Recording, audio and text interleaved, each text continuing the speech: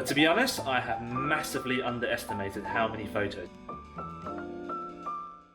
Drizzle of sesame oil and garnish with sesame seeds. Hello everybody, my name is Isaac and welcome back to another video in this series where I'm starting a mooncake business here in London with my mum.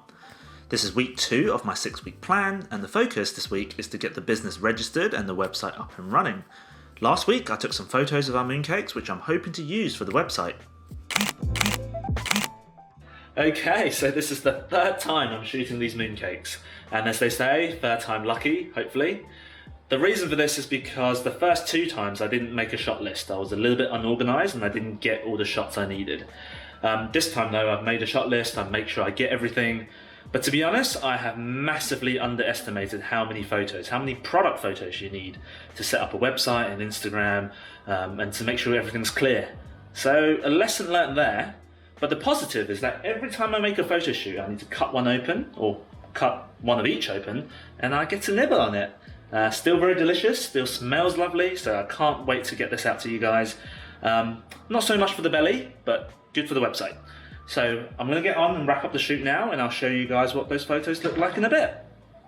So after the shoot, I'm back at my desk editing the photos. Let's talk a little bit about my editing workflow, since a few of you DM'd me from last week's video about it. Many people seem to think you need really expensive camera gear that are thousands of pounds to take nice photos, but that's really not the case. All my camera gear is about 10 years old now. My main camera is a Sony Alpha 7 from 2014, and even that is way more than what you need to get started. You can pick up an older mirrorless camera with a lens for well under £300, and that could easily do the job. Once I've transferred the photos onto my computer, I imported them into my photo editing software of choice, which is Adobe Lightroom in this case. I crop the photo, I adjust the brightness and contrast a little bit, along with a few other changes. And that's about it. Export the photos and they're ready for the website and Instagram. I have to admit, Lightroom is not the most beginner-friendly software, but there are lots of free and easy-to-use alternatives out there. Graphics design apps like Canva or Adobe Express are getting really popular these days and will also do the job just fine. Let me know down in the comments if you'd like to know more about food photography in general. Maybe I can do a deep dive video into this another time. For now though, let's get back to getting the business set up. Time to grab myself a website address, or as the techies would call it, a domain. For this, I use Google Domains for simplicity. And remember in last week's video, my mum showed off some mooncake molds with the Chinese character Lum written on it. Well, that's basically what our business will be called. In Cantonese, it's Sam Lum, which is a bit of a pun and a play on word for the word forest, but we've replaced the first character with heart, because we make everything with love. Okay, that was a little bit cheesy, so moving on swiftly, the English name will be simply Lamb Lamb, because me and my mum makes 2 lambs. Hello, this is Future Isaac in a few weeks' time, and I'm nearly done editing this video that you're watching right now. But I just popped by to let you know lamb.lamb.uk, our website, is up and running. In fact, it has been up and running for the past few weeks and business has been good. Great, in fact. But I want to let you know because I know I'm a little bit behind on the video editing. So the videos are going up a few weeks after they've been shot. So it's actually quite close to Mid-Autumn Festival now. We're just entering the peak season.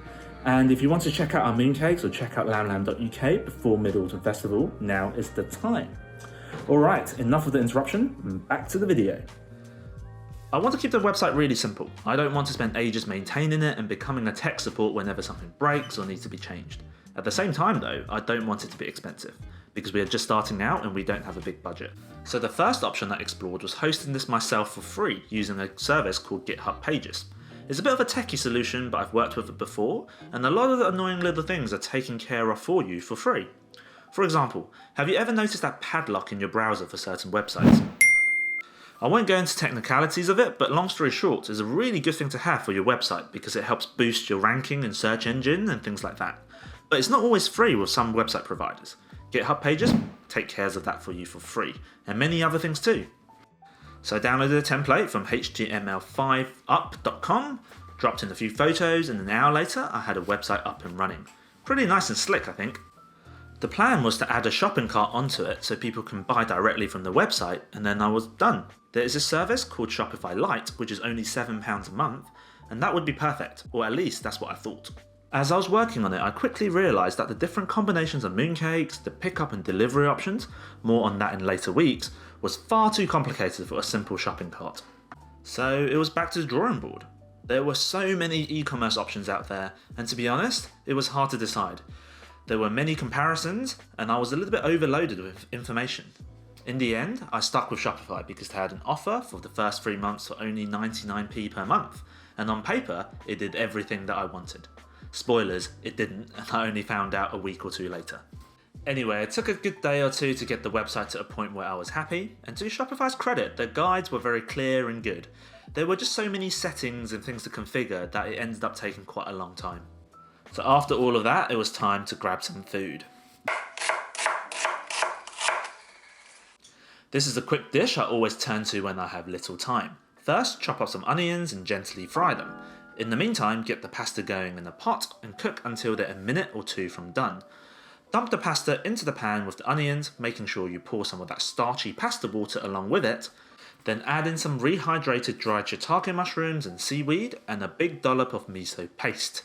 Add some Japanese cooking wine and mirin, cook until it's nice and creamy. Then season with some mushroom powder, a drizzle of sesame oil and garnish with sesame seeds. This is one of my favourite go-to dishes when I only have 15 minutes or so. With my stomach full, it was time to get back to work. Part of setting up a food business means registering with the government. I had to do a little bit of research to refresh my memory on what is actually needed, because the last time I sold at the food market was over 4 years ago. Here's the short version though. The Food Standard Agency requires you to register with the local council. Each local council has a slightly different process, but is easy enough to find online. Whilst not a legal requirement, it is also good to have certificates in food safety and hygiene. I remember some food markets won't even talk to you unless you have this. And finally, for my own peace of mind, insurance is also important in case anything goes wrong. Generally speaking, you'll need public liability insurance and employee insurance for something like this, but please do your own research as every business is different. Right, that is it for another video. I've certainly learned a lot this week about starting a food business, and I hope you have too by coming along this journey with me. Let me know down in the comments, and if you're a food business veteran with tips for us, I'd love to hear from you. Anyway, new video next Sunday, so I'll see you guys then.